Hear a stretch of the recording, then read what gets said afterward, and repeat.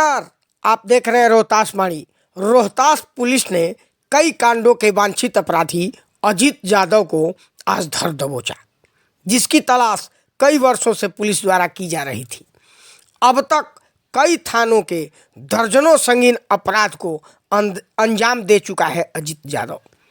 अभी फिलहाल में 30/10/2024 को डेहरी नगर थाना क्षेत्र में फ्लिपकार्ट के गोदाम में पिस्टल का भय दिखा करके साथियों सहित लगभग 4 लाख रुपए की लूट की थी, जिस पर डेहरी नगर थाने में कांड दर्ज कर अनुसंधान प्रारंभ किया गया।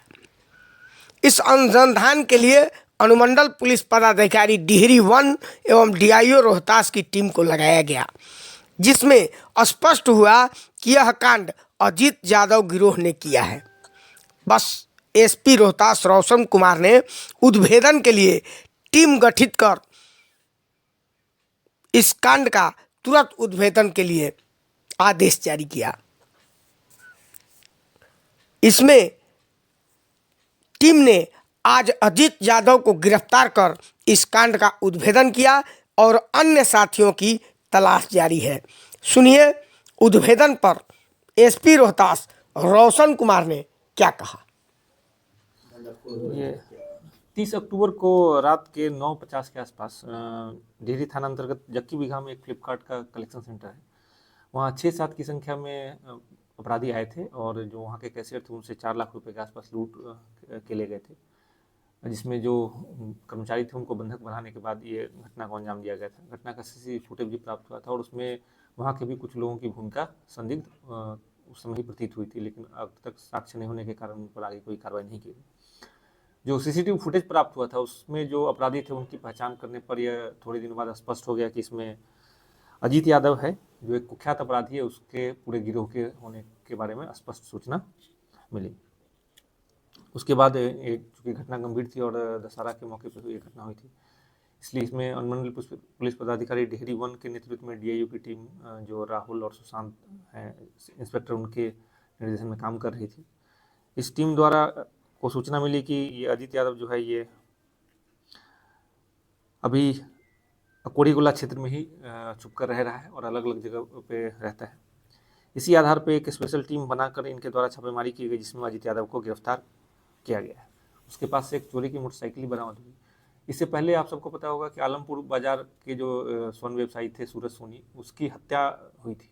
उसमें मुख्य अपराधी जिसने गोली मारी थी सुपारी लेकर, वो अजीत यादव ही था। अजीत यादव, सुरेश चौरसिया और एक सत्येंद्र चौधरी जो पहले ही जेल भेजा चुका है, और एक असगर जो वहीं का था, जो उसमें लाइनर का काम था, और प्रदीप सोनी ने पूरे घटना का षड्यंत्र अपनी दुकान में रचा था। और घटना के बाद जो सोना चांदी सूरज सोनी से लूटा गया था वो वापस उसी के द्वारा खरीदा गया था। तो अजीत यादव की गिरफ्तारी के बाद जो बड्डी में स्वर्ण व्यवसायी की हत्या हुई थी उसके सभी अपराधी गिरफ्तार हो चुके हैं और इस पूरे घटनाक्रम का उद्भेदन और जो पूरा षड्यंत्र था उसका खुलासा हो चुका है। इसके अलावा फ्लिपकार्ट में जो डकैती हुई थी उसमें भी सभी अपराधियों की पहचान की जा चुकी है और उसमें जो स्थानीय अपराधी जिसने इन सब को एक संगठित करके इस पूरे कांड की साजिश रची थी उनकी भी पहचान की जा चुकी है, जिस पर अक्सर कार्रवाई की जा रही है। ये जो अजीत यादव है ये कुख्यात अपराधी है। इस पर लगभग 18 से ज़्यादा कांड दर्ज है, जिसमें 3 से अधिक हत्या के कांड, जिसमें बड्डी थाना कांड संख्या 124, डेहरी नगर थाना कांड संख्या 706, 24 अकोरी गोला कांड संख्या 348, 24 नोखा में भी लूट डकैती के केस में ये जेल जा चुका है।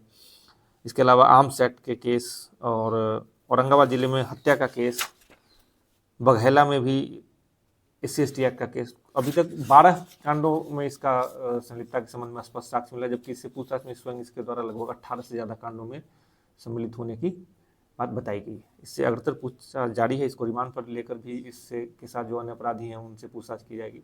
और जो स्वर्ण व्यवसायी वाले हत्याकांड था उसमें पूरे स्पष्ट मतलब क्राइम सीन को रिक्रिएट करने के लिए इस कांड में जितने अपराधी शामिल थे उन सबको माननीय न्यायालय से अनुमति प्राप्त करके रिमांड पर लिया जाएगा, और ताकि इस पूरे घटना का एक वैज्ञानिक तरीके से अनुसंधान हो सके और इसको हम लोग माननीय न्यायालय में सही समय पे साक्ष्य प्रस्तुत करके इनको सजा दिलाने का काम कर सके। इसके गिरोह, इसका जो पूरा गिरोह, इसमें दूसरे जिले और दूसरे राज्य के भी कुछ अपराधी शामिल हैं जिनकी पहचान की गई, उनके विरुद्ध भी छापेमारी जारी है। उनको भी शीघ्र गिरफ्तार करके इस पूरे गिरोह को सलाखों के पीछे भेजा जाए। कुछ बरामदगी मिली? बरामदगी इसके साथ जो चोरी का मोटरसाइकिल जिससे घूम रहा था वो बरामद हुई है, और इसमें पहले भी जो हत्याकांड में जो मोटरसाइकिल इस्तेमाल हुई तो पहले ही बरामद की जा चुकी है। और जो हथियार था वो इसके द्वारा बताया कि जो रोहन चंद्रवंशी है सासाराम टाउन का, जो किसी कुछ दिन पहले हीरोइन के कांड में जेल भेजा गया, उसके द्वारा ही हथियार इनको सप्लाई किया जाता था, और उसके ड्रग्स के कारोबार और हथियार के कारोबार में ये लोग उससे सम्मिलित थे, उसके पूरे गिरोह के साथ। तो उसको भी, उसके गिरोह के भी जो अन्य सदस्य उनको भी रिमांड पर लेकर पहले, अब एक हफ्ते पहले रिमांड पर लिया गया था, उनसे पूछताछ की गई थी और सारी जो उसके सहयोगी अपराधी उनके बारे में जानकारी इकट्ठा की गई। उसी के आधार पर इसमें आगे छापेमारी और अक्सर अनुसंधान किया जाए। कितने